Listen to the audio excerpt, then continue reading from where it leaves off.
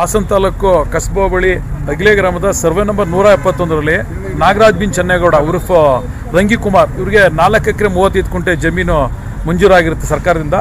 ಇದರಲ್ಲಿ 3 ಎಕರೆನ ದುರಸ್ತು ಮಾಡಿದ್ದಾರೆ. ಈಗ ಅವರು ಜಮೀನನ್ನ ನೀಟಾಗಿ ಅದ್ಬಸ್ತ್ ಮಾಡ್ಕೊಳ್ಳೋಕ್ಕೆ ತಂತಿ ಬೇಲಿ ಹಾಕೋಕ್ಕೆ ಮೊನ್ನೆಯಿಂದ ಕೆಲಸ ಸ್ಟಾರ್ಟ್ ಮಾಡಿದ್ರಿ ಹೋದ ವಾರದಲ್ಲಿ.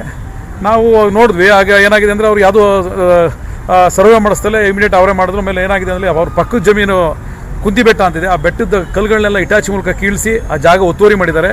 ಹಾಗೆ 100 ವರ್ಷದಿಂದ ಇರುವ ಒಂದು ರಸ್ತೆ 60 ಅಡಿ ರಸ್ತೆ ಇದೆ. ಅದು 3 ಊರು ಓಡಾಡುತ್ತೆ. ಅಲ್ಲಿ ದೊಡ್ಡಬಾಗಿನಹಳ್ಳಿ ಹೆಗ್ಲೆ ಮತ್ತು ತೇರೆಲ್ಲ ಓಡಾಡುತ್ತೆ. ದೇವಸ್ಥಾನ ಕೆಲಸಕ್ಕೆಲ್ಲ ಮೇನ್ ರಸ್ತೆ ಅದು. ಆ ರಸ್ತೆನೂ ಸಹ ಅವರು ಒತ್ತುವರಿ ಮಾಡಿದ್ದಾರೆ. ಅದು ಉದ್ಯೋಗ ಖಾತ್ರಿ ಕೆಲಸ ಆಗಿರೋ ರಸ್ತೆ. ಅದನ್ನು ಸಹ ರಸ್ತೆನ ಎಲ್ಲ ಇಟಾಚಿ ಮೂಲಕ ಕಿತ್ತಾಕಿಸಿ ಅದನ್ನು ಮುಚ್ಚಿಸಿ ಅದಕ್ಕೂ ಸಹ ತಂತಿ ಬೇಲಿ ಹಾಕಿ ಹೋಗಿದ್ದಾರೆ. ಹಾಗೆ ಪಿಂಚಿನ ಕಟ್ಟೆ ಅಂತ ಕೆರೆ ಇದೆ, ಒಂದು ಸಣ್ಣ ಕಟ್ಟೆ ಇದೆ. ಆ ದನಗಳು ನೀರು ಕುಡಿಯೋಕೆ ಮಾಡಿರೋದು ಅದು ಸಹ ರಾಷ್ಟ್ರೀಯ ಉದ್ಯೋಗ ಖಾತ್ರಿ ಕೆಲಸ ಆಗಿದೆ. ಆ ಕಟ್ಟೆನೂ ಸಹ ಮುಚ್ಚಿಬಿಟ್ಟು ಸುಮಾರು 3 ಕಡೆ ಮುಚ್ಚಿದ್ದಾರೆ. ಒಂದು ರಸ್ತೆ ಜಾಗ, ಒಂದು ಕುಂತಿ ಬೆಟ್ಟದ ಸರ್ಕಾರಿ ಜಾಗ, ಹಾಗೆ ಪಿಂಚಿನ ಕಟ್ಟೆ ಇದೆಲ್ಲನೂ ಅವರು ಒತ್ತುವರಿ ಮಾಡಿದ್ದಾರೆ.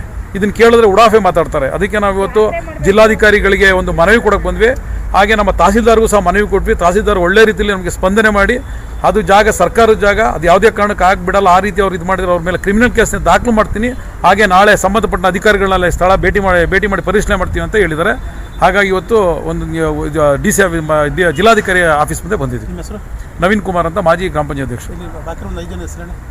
ಚೆನ್ನೇಗೌಡರು, ಪೊನ್ನೇಗೌಡರು ಅಂತ, ಲೋಕೇಶ್ ಹೆಗ್ಲೆ, ಗಿರೀಶ್ ಅವ್ರು ಬಂದಿದ್ದಾರೆ. ಹಾಗೆ ನಾಗೇಶು, ಊರವರೆಲ್ಲ ಬಂದಿದ್ದಾರೆ, ತಮ್ಮಯ್ಯಣ್ಣ, ಹಾಗೆ ನಮ್ಮ ಎಲ್ಲ ಲೇಡೀಸ್ಗಳೆಲ್ಲ ಬಂದಿದ್ದಾರೆ.